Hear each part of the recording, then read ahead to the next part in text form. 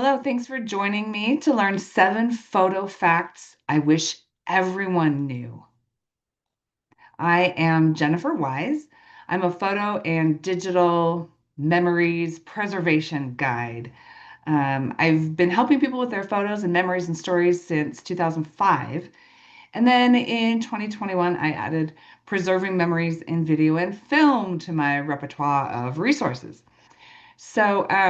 In this line of work, as you might expect, talk to a lot of people. And I was recently talking to another small business owner, and she asked me, "What's the number one thing you want to accomplish in your business?"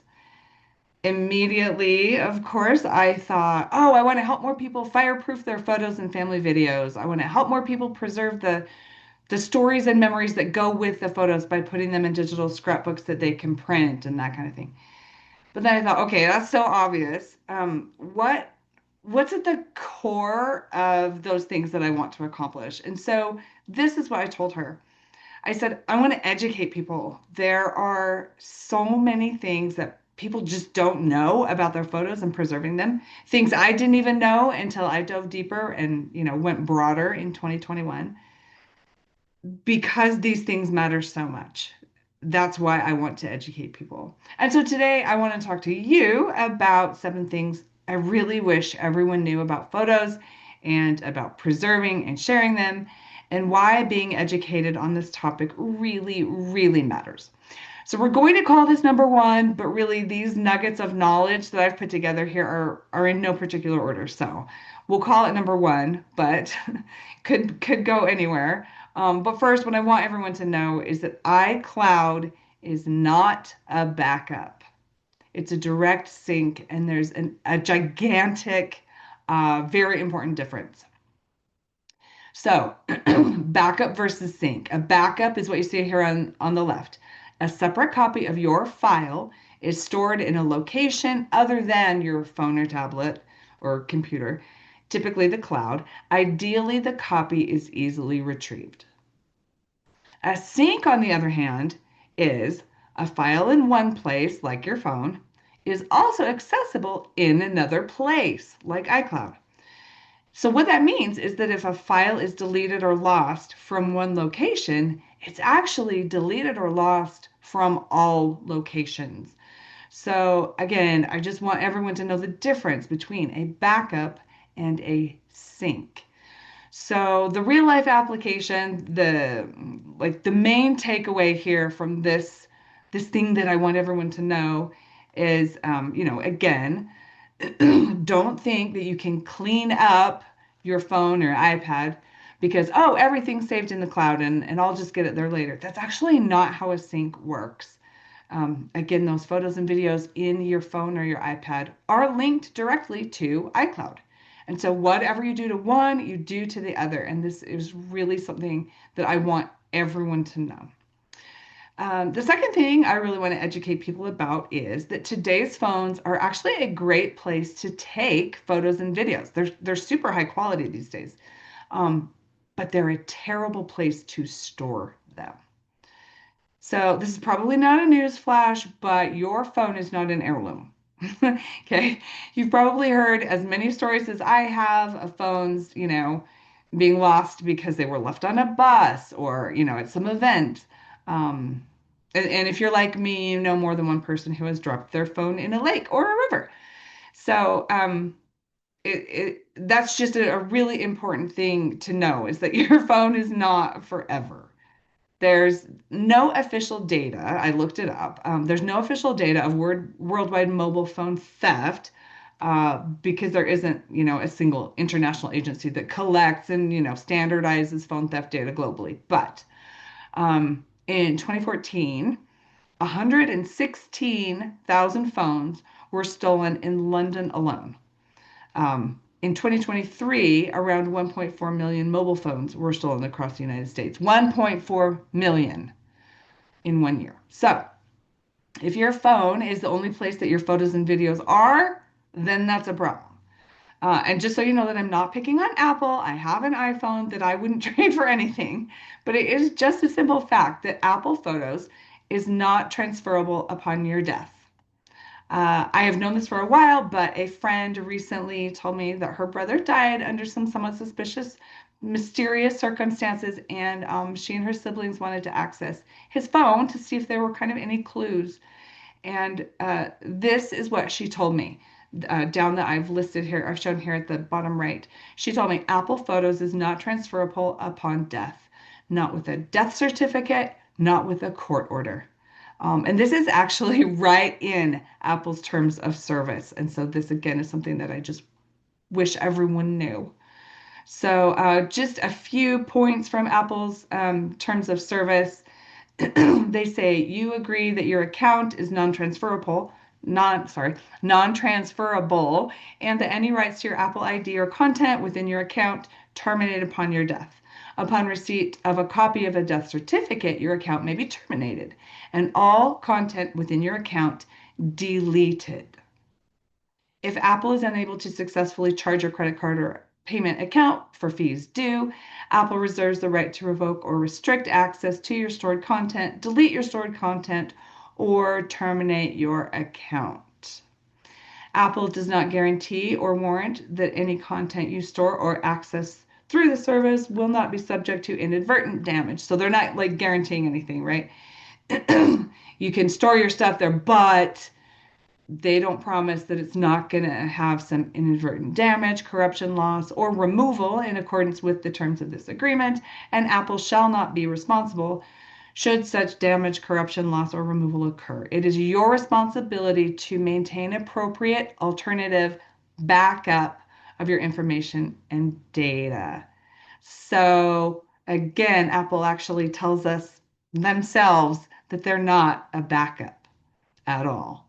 Um, so now that I think about it, reading the terms of service, anywhere you put your photo should probably be its own item in my things I wish everyone knew here.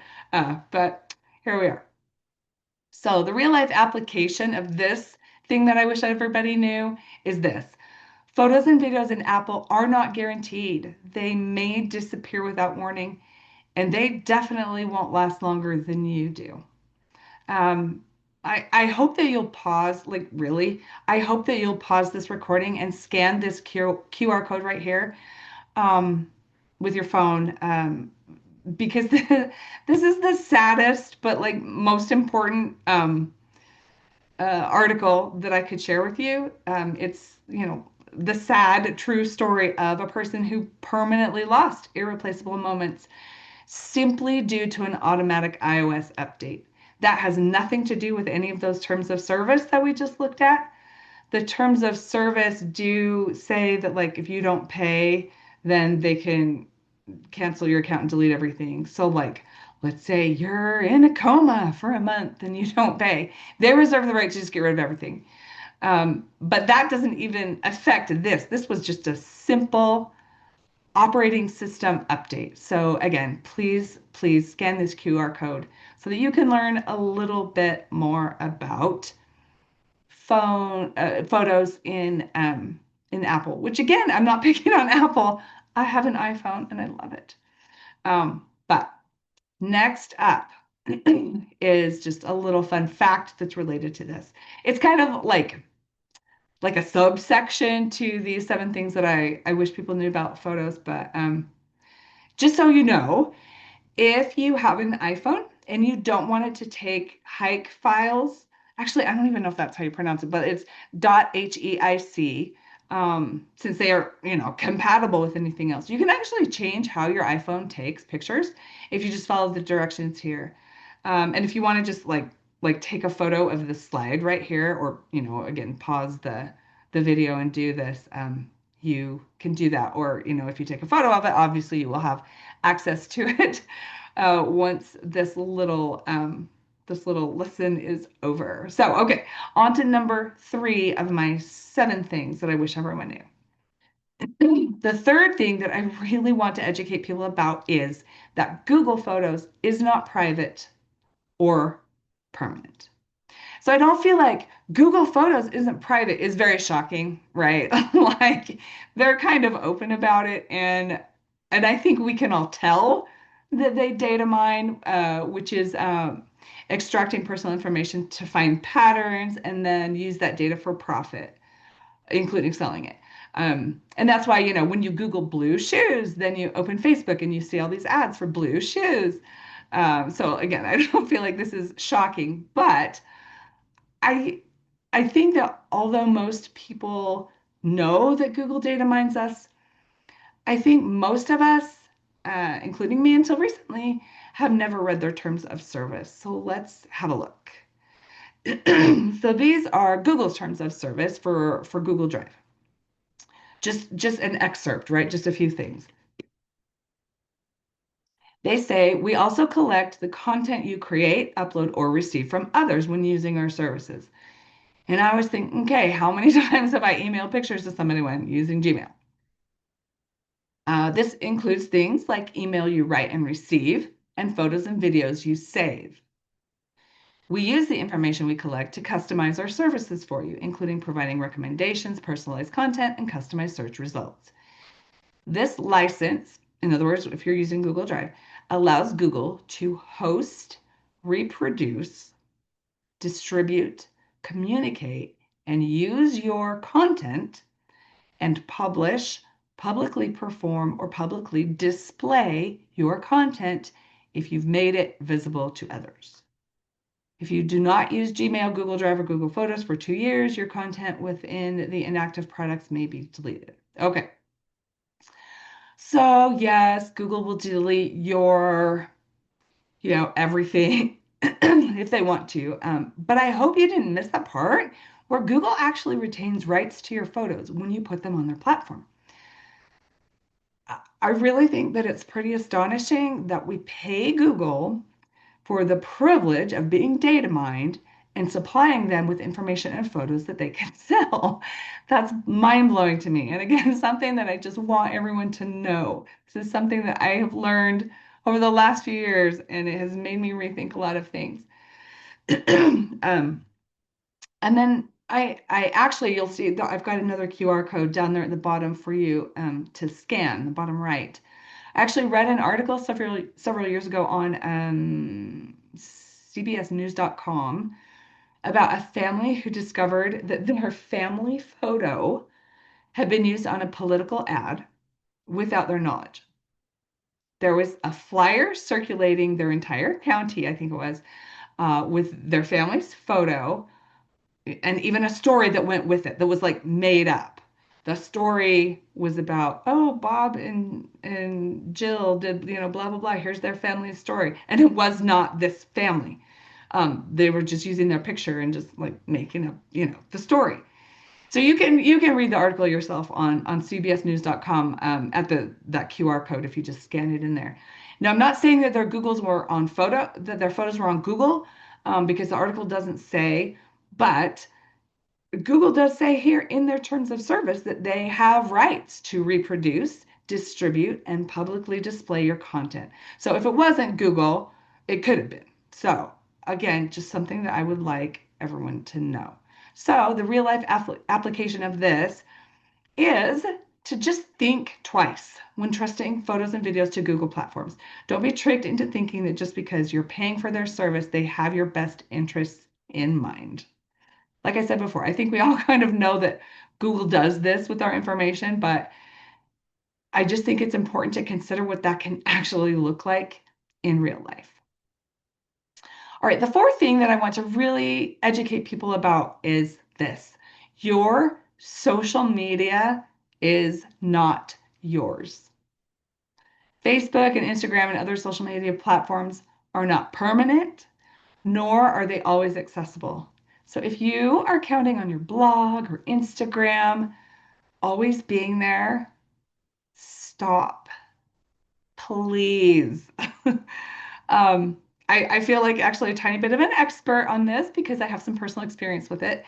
That actually was not detrimental. It was bad, but it wasn't devastating. So let me tell you my story. So in May of 2024, the Facebook account and the Instagram account that I use for business were frozen. And it wasn't because I went against any of their policies. It's because one of their bots thought I did. I frantically reached out and I contested their statement that I was violating their policies. I was like, no, look, I didn't, and here's why, and whatever. I heard nothing back at all. And 3 weeks later, they reinstated my accounts. No explanation, nothing. And again, I mean, it was just for business. I can do without it. I had not trusted all of my photos and videos of my, babies or my grandparents to Instagram and Facebook, but it was a huge, huge lesson to me that my social media is not mine. Anything can happen to it at any time, and there is nothing I can do about it. It is entirely out of my control. And social media actually doesn't owe me anything. It is a free service with absolutely no promises to me at all. Nobody cares if it's the only place, of my baby's first steps or the last photos I have with my grandma. Nobody cares. So, thankfully, I have never treated social media like a digital storage service, but I do know other people who have and have lost everything. So, um, just please know that. Please be aware. Um, Frozen social media accounts actually have happened to companies. When it happened to me, I did some research and I read experiences of other people that it happened to. And so I wrote an article that I called, which will not surprise you, P.S. Your social media isn't actually yours. And you can scan that little QR code down at the bottom right to read about my experience and the experience of companies that this has happened to as well. One from Australia, one from anyway. Scan the QR code and you can read it. Okay, so the real life application of this is that social media is fun, but social media is not properly set up as a digital storage for your memories. The quality of your photos and videos is decreased, and then of course, as I mentioned, accessing your social media accounts is actually at someone else's mercy, and you have no control. Um, just kind of one more story about that. I had a friend who had this lovely blog, and she was using it. Well, anyway, I'll skip all the details, but a couple of years after she started it, it got hit with malware. And the web host said that she had to pay for some additional services to fix it. She just lost her job. She couldn't pay for it, blah, blah, blah. So now it's just gone. It's just gone. So again, the big takeaway that I hope you're thinking about is don't put all your eggs in the social media basket. You have no power over what happens to it, even though your name is on it. It was a huge lesson to me. And this brings us to thing five that I wish everybody knew about photos. So we're going to take a turn here and look at some positive and pretty amazing things that we can use photos for. This is my number five thing that I really wish everybody knew. Photos are so good for you.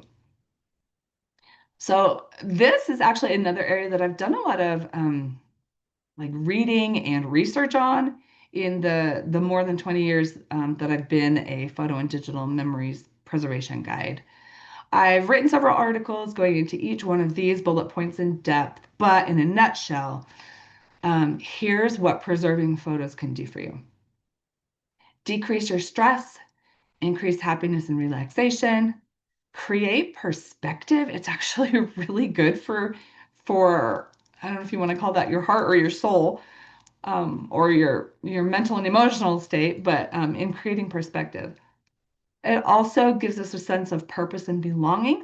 It increases connection. We feel more connected to ourselves and to our loved ones. It actually improves our memory, which I find very interesting. And it increases self-esteem, which is obviously super empowering. And your photos can even help in healing as well. Excuse me. So one of my favorite statistics about this is from a study by Dr. Peter Nash, who found that people who spend time with our photos were found to have an 11% boost in mood. And as part of his study, he found that other things that we commonly do to boost our mood or to feel better are like watching TV or eating chocolate or whatever. And those things only came in at boosting our mood by 1%. So I like to say that your photos make you 10 times happier than chocolate. So, and that's, backed up in a study. Now, the only caveat here is that you actually have to see and interact with your photos in order to get all these benefits that you see here. This isn't just about, taking a photo and then leaving it on your phone and never looking at it again. It's not about, taking so many photos that you don't even know what to do with them and you're totally overwhelmed. It's about seeing them and preserving them and sharing them. So, learning that photos are good for us um, has what I consider this real life application. I would suggest that we start thinking more about the power in our photos.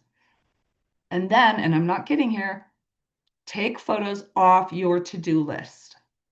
They're not like laundry. They're very literally much needed self-care.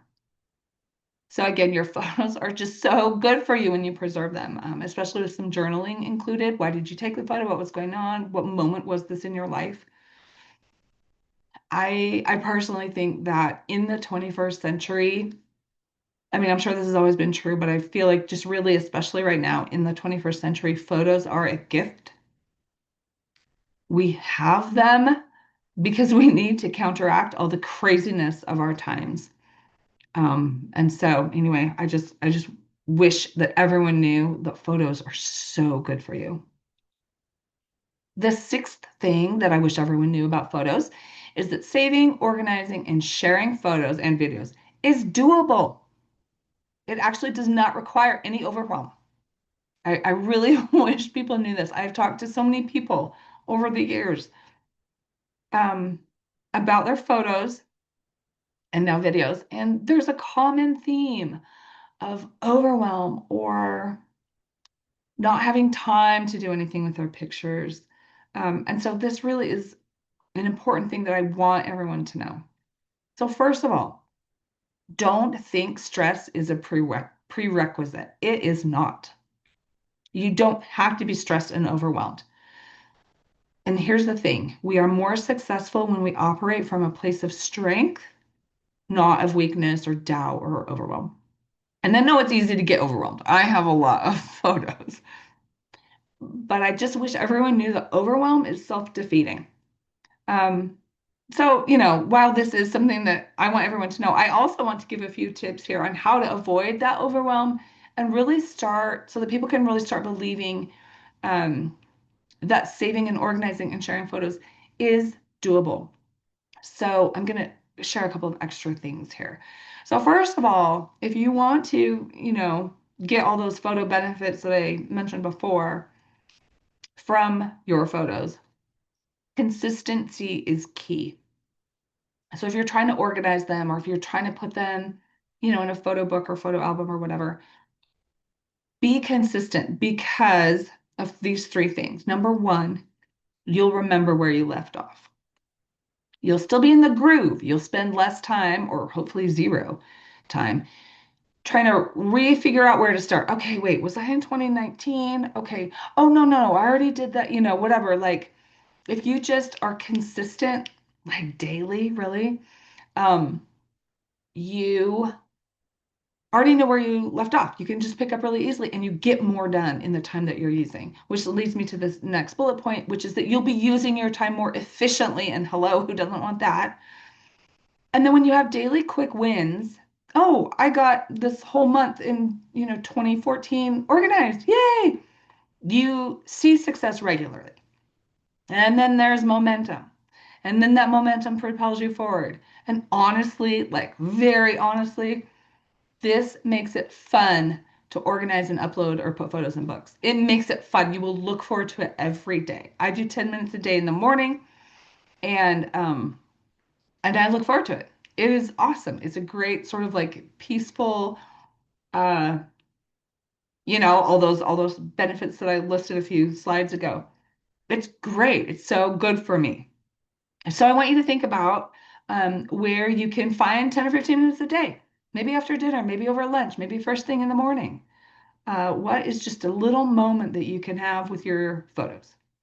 So another tip that I want to share about it being doable, or to maybe help it be doable for you, is this thing about consistency. Here's the thing about consistency.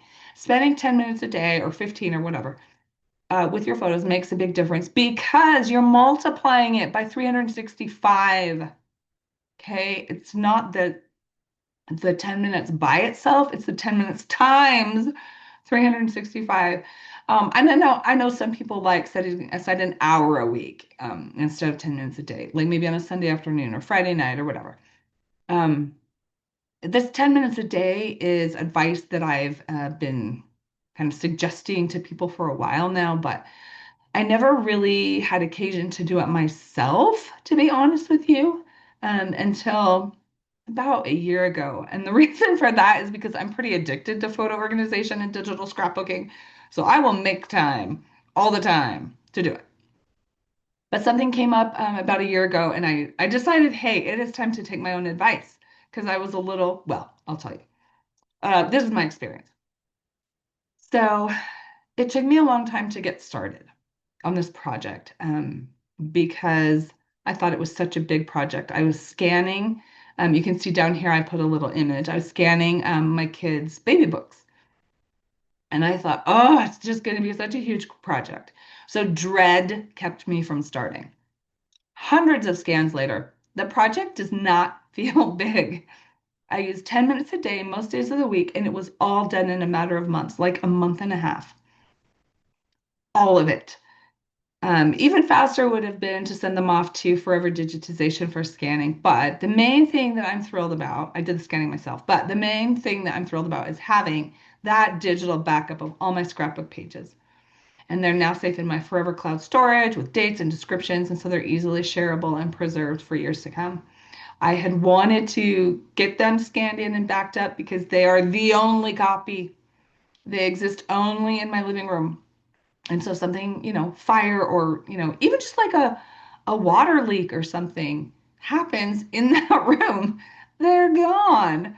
And so I really wanted to do it, but I was a little overwhelmed. But wow, I could not believe how small the project felt once I had actually started it, and especially once I had finished it. I was like, oh my goodness, I just did it for all three kids, their first year scrapbook pages. So and just so you know, I'm not an anomaly. I mean, yes, I love doing this and I'm kind of addicted and stuff, but it's not just me. Um, I gave this advice, this 10 minutes a day, just scan what you can in 10 minutes a day, advice to a friend who does my hair. And the last time I saw her, she said, it really works. I had told her to just focus on one thing because she has a ton of stuff she wants to do. I just said, pick one, spend 10 or 15 minutes a day on it. And she told me that when I first suggested it, she was like, yeah, that's not going to help because I just have too much stuff to do. But she decided, okay, I will try your advice and see what happens. And she told me, I can't believe the progress that I'm making. And so that was a little celebration moment. But again, it's doable. So this is also just one other, I'll give you a couple more, but tips, helpful tips that I think really make photo preservation, preserving your photos and enjoying it doable. Uh, this advice is very good. I've seen it help a lot of people. Put them all in one digital place. If you've got photos saved on your laptop and some on your phone and some on some external hard drive somewhere, maybe you think it's just hard. It's hard to know what you have. Do you have duplicates? Where are they? It's hard to access them all. It's hard to organize them and then be able to preserve them in print. So getting them into one place is a really good sort of secret tip here for making it doable. And then don't underestimate what can happen when you work with others on your goals. So, in 20 years now of coaching people on photo preservation and memory keeping, I have learned that if you could do it on your own, you probably would have already done it. So, I've seen this happen again and again. Get together with your sister, for lunch once a week and work on your photos. Do it over Zoom. I used to do this with a friend over Skype, which tells you how long ago that was. Or start a group. I'm sure that you have friends who have photo organization or digital scrapbooking goals. We are, I looked this up, we are 65% more likely to accomplish a goal, whatever it is, when we work with someone else. So again, please don't underestimate the power of working with someone else. Okay, and then for my last tip for getting out of photo overwhelm, if you're in it, is this. So, because the 21st century comes with hundreds of thousands of photos, we sometimes need to be picky. So culling photos can be a really important practice. So I'm not going to read it, just pause this video and make a note of this suggestion, or you can take a photo of the screen if you want. These are some little bit of advice here.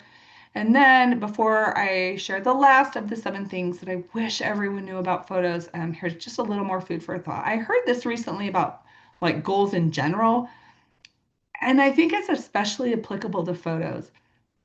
This coach said, try starting a new goal while things are busy instead of waiting for a better time when things settle down. Because if you can do it when things are challenging, you can do it all the time. I think about this for honestly for all my goals. I have stopped trying to think, oh, I'm going to do XYZ when things settle down, after the holidays, after summer, after, whatever. No, just do it. Try starting a goal while things are busy, and then you'll be really good at it. Okay, so there is one more thing that I wish everyone knew about photos. But the real life application for this one is that you can do this. All right, so here is number 7. Photo experts recommend preserving photos 3 ways. I really wish everyone knew this. So, for a lot of years before I knew this expert recommendation, I backed up my photos to an external hard drive. It's right here. I'm going to show you. I backed it up to this. Oops, there we go. External hard drive. Oh, there we go. To this external hard drive, okay? And I thought I was the coolest thing since sliced bread because I got my photos on my computer and now I got them backed up. Good for me. Pat, pat, pat, pat on my back, right? And then I'll never forget the day when I finished the backup and then I put the external hard drive on its shelf right next to my computer. And I realized, okay, if a tornado comes through and just literally takes this room off of my house, or if there's a water leak in the ceiling or whatever, right? My photos and videos are gone. They are gone. And maybe it's because I didn't know that this advice for so long, but I think this really is something a lot of people don't know. And so it really is something that I love to share. Photo experts recommend preserving photos 3 ways. So the 3 ways are 2 digital ways and 1 in print. Now, this is important. The 2 digital ways are not like I was doing it on my computer and on my external hard drive right next to my computer, right? Because of course they are both susceptible to the same fire or the same, whatever happens to one is going to happen to the other if they're right next to each other. I mean, unless it's a computer crash or your external hard drive stops working. But chances are what happens to one is going to happen to the other.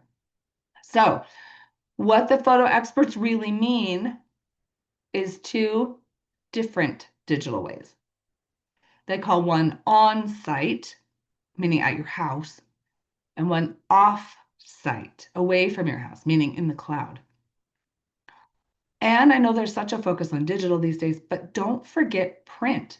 Photo experts still recommend saving your photos in print. I can think of 3 reasons to preserve photos in print. There are probably more, but these are the main ones that I always think of as why photo experts recommend preserving photos in print. So the first one is that accessing your photos isn't at the mercy of a full battery or good Wi-Fi. You always have the book. The second one that I've thought of is that people who don't have expensive gadgets, like a 4-year-old, can see their photos, right?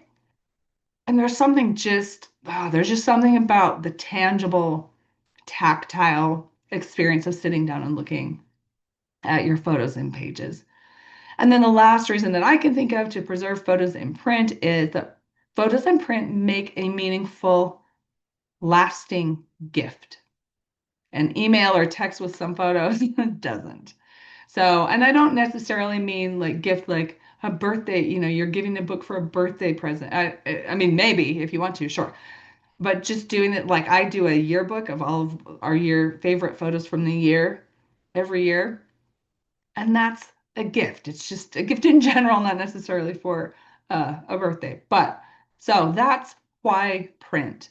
So similar to one number 6, where I wanted to actually give you some hope, I want to give you some hope here as well. So although many cloud services have similar terms of service to Google and Apple, there is an option for guaranteed preservation of digital photos and videos in your own private cloud. So this is an excerpt of the terms and service from a company that I am using called Forever. So here are, again, an excerpt. So the first one is you retain full ownership of and all intellectual property rights to the content you store using Forever services. So that could be photos, videos, digital scrapbooks, PDFs and stuff like that. Forever provides a guarantee of preservation for your Forever account and content and enables you to control how your content is preserved during your lifetime and after your death. Forever guarantees that content will be preserved and accessible in your Forever account for the lifetime of the account owner and 100 years thereafter, with a goal of generations beyond. So there's hope.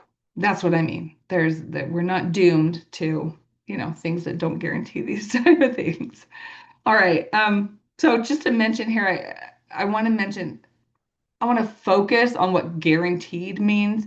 When I first learned about Forever Cloud, I didn't really realize what that word guarantee means. I thought it just meant promise. They just promise it. Well, yes, Forever does promise that my photos and videos are going to be here for the next generation, but that's not actually what the word guarantee means. Guarantee, as it's used here, refers to the guarantee fund that you become part owner of when you buy Forever Cloud storage. So I just want to maybe like detail that and explain that a little bit. Forever Cloud Storage is backed by a guarantee fund. It works like an endowment. It pays for the cloud space, maintenance, and tech upgrades. And it's what makes Forever Storage permanent, not temporary like Google and stuff. Um,